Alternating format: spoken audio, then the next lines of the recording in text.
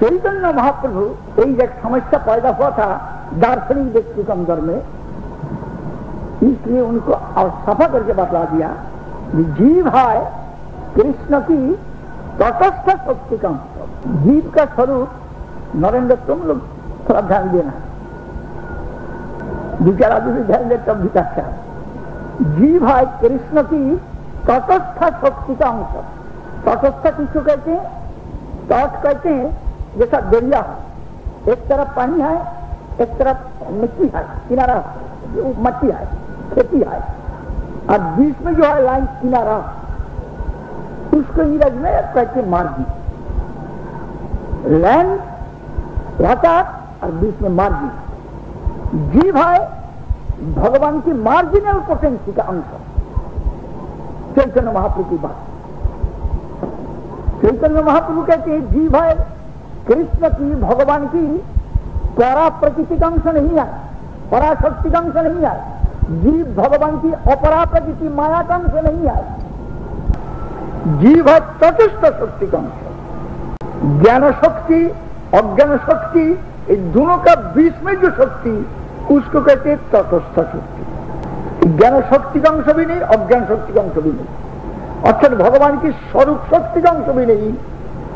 Internal potency जो भगवान का उसका अंश जीव नहीं है, और एक्सटर्नल पोटेंसी जो भगवान का माया जिसको कहते उसका अंश भी नहीं। तो दोनों का बीच वाली या और एक शक्ति है, इंटरनल एक्सटर्नल बीच में जो लाइन है उसका अंश तटस्थ शक्ति का अंश जीव है। जीव तत्व के बारे में चैतन्य महाप्रभु का सिद्धांत। इससे क्या फायदा दिखलाया दार्शनिक? फायदा ही दिखलाया कि जीव तटस्थ है, एक तरफ ज्ञान है एक तरफ अज्ञान है। प्रमाण देते कहां से? शास्त्रीय प्रमाण क्या है? चैतन्य महाप्रभु का बात होने से मानूंगा किसलिए? शास्त्र का प्रमाण देते हैं नारदीय से। यत् तटस्थं तु चिद्रूपम ससंवेद्यत विनिर्गतम रंजीतम गुणरागेन सजीव इति कथ्यते। जो वस्तु है तटस्थ, तटस्थं तु चिद्रूपम, जीव है तटस्थ मार्जिनल, लेकिन चिद्रूपम जीव तो अचित नहीं, अज्ञान तो नहीं। मैं तो अज्ञान हूं, मेरा बोध है, सुख दुख का बोध है। चींटी की अज्ञान है, चींटी के अंदर में सुख दुख का बोध है। मच्छर मक्खी अज्ञान है, बोध है। जानवर चिड़िया का बोध है, सुख दुख का बोध है। इसलिए ये तो अचित वस्तु नहीं है, अज्ञान वस्तु नहीं है।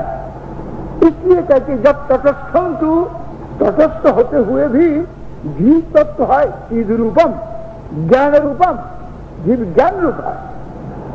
तटस्थ होते हुए भी ज्ञान रूप है जीव, अज्ञान रूप नहीं। जब तटस्थं तु चिद रूपम कहां से आया? ससंवेद्यत विनिर्गतम, अर्थात पूर्ण से ज्ञान परमाणु जीव है, ये पूर्ण ज्ञान से निकला है। ससंवेद्यत विनिर्गतम निकली हुई है। निकलने के बाद क्या हुआ? रंजीतम गुणरागेन, उसके बाद गुणराग द्वारा सत्य रज तम गुण जो है इस त्रिगुण का राग से रंजित हुआ है। रंजीतम गुणरागेन, त्रिगुण का भाव से तो विभाजित हुआ, उसको जीव करते हैं। रंजीतम गुणरागेन सजीव इति कथ्यते, उसके ही जीव करते हैं। इसमें दार्शनिक समाधान क्या दिया? जीव चेतन है, इसीलिए एक तरफ ज्ञान एक तरफ अज्ञान,